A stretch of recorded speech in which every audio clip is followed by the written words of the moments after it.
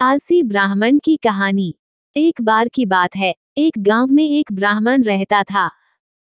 वह सुबह उठता, नहाता, पूजा करता, खाना खाता और फिर सो जाता था। उसके पास किसी भी चीज की कमी नहीं थी। एक बड़ा खेत, खाना पकाकर देने वाली एक सुंदर सी पत्नी और 2 बच्चों का अच्छा परिवार था। सब कुछ होने के बाद भी ब्राह्मण के घर वाले एक बात से बहुत परेशान थे। वो बात यह थी कि ब्राह्मण बहुत आलसी था। वो कोई भी काम खुद नहीं करता था और दिन भर सोता रहता था। एक दिन बच्चों का शोर सुनकर ब्राह्मण जाग गया और उसने देखा कि उसके दरवाजे पर एक साधु महाराज आए हैं। ब्राह्मण और उसकी पत्नी ने साधु महाराज का स्वागत किया और उन्हें भोजन कराया। भोजन के बाद ब्राह्मण ने साधु की खूब सेवा की।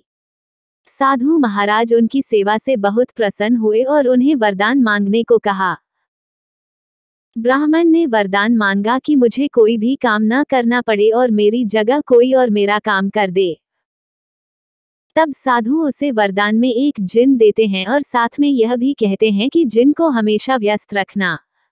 अगर उसे काम नहीं दिया तो वो तुम्हें खा जाएगा। वरदान पाकर ब्राह्मण मन ही मन बहुत खुश हुआ और साधु को आदर के साथ विदा किया। साधु के जाते ही वहां एक जिन प्रकट हुआ। पहले तो ब्राह्मण उसे देखकर डर जाता है, लेकिन जैसे ही वो ब्राह्मण से काम मांगता है, तब ब्राह्मण का डर दूर हो जाता है और वो उसे पहला काम खेत जोतने का देता है। जिन वहां से गायब हो जाता है और ब्राह्मण की खुशी का ठिकाना नहीं रहता। कुछ ही देर में जिन फिर आ जाता है और बोलता है कि खेत जोत दिया, दूसरा काम दीजिए। ब्राह्मण सोचता है कि इतना बड़ा खेत इसने इतनी जल्दी कैसे जोत दिया। ब्राह्मण इतना सोच ही रहा था कि जिन बोलता है कि जल्दी मुझे काम बताओ नहीं तो मैं आपको खा जाऊंगा। ब्राह्मण डर जाता है और बोलता है कि जाकर खेतों में सिंचाई करो।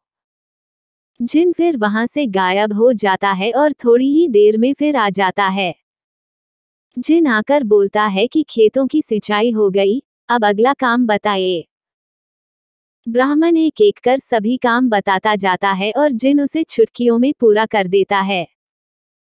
ब्राह्मण की पत्नी यह सब देख रही थी और अपने पति के आलसीपन पर चिंता करने लगी। शाम होने के पहले ही जिन सभी काम कर देता था। सब काम करने के बाद जिन ब्राह्मण के पास आ जाता और बोलता कि अगला काम बताए, नहीं तो मैं आपको खा जाऊंगा। अब ब्राह्मण के पास कोई भी काम नहीं बचा जो उसे करने के लिए कह सके। उसे चिंता होने लगी है और वो बहुत डर जाता है। जब ब्राह्मण की पत्नी अपने पति को डरा हुआ देखती है, तो अपने पति को इस संकट से निकालने के बारे में सोचने लगती है।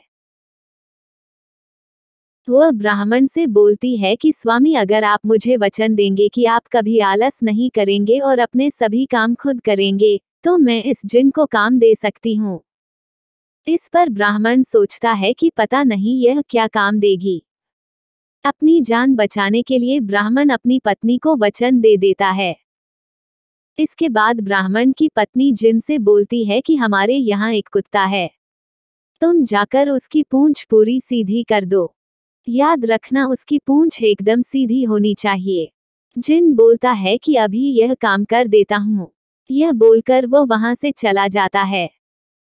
लाख कोशिश के बाद भी वह कुत्ते की पूंछ सीधी नहीं कर पाता और हार मान लेता है। हारकर जिन ब्राह्मण के यहाँ से चला जाता है। उस दिन के बाद से ब्राह्मण अपने आलस को छोड़कर सभी काम करने लगता है और उसका परिवार खुशी खुशी रहने लगता है। कहानी से सीख, हमें कभी आलस नहीं करना चाहिए। आलस करने से हम मुसीबत में फंस सकते हैं। इसलिए हमें आलस छोड़कर अपना काम खुद ही करना चाहिए।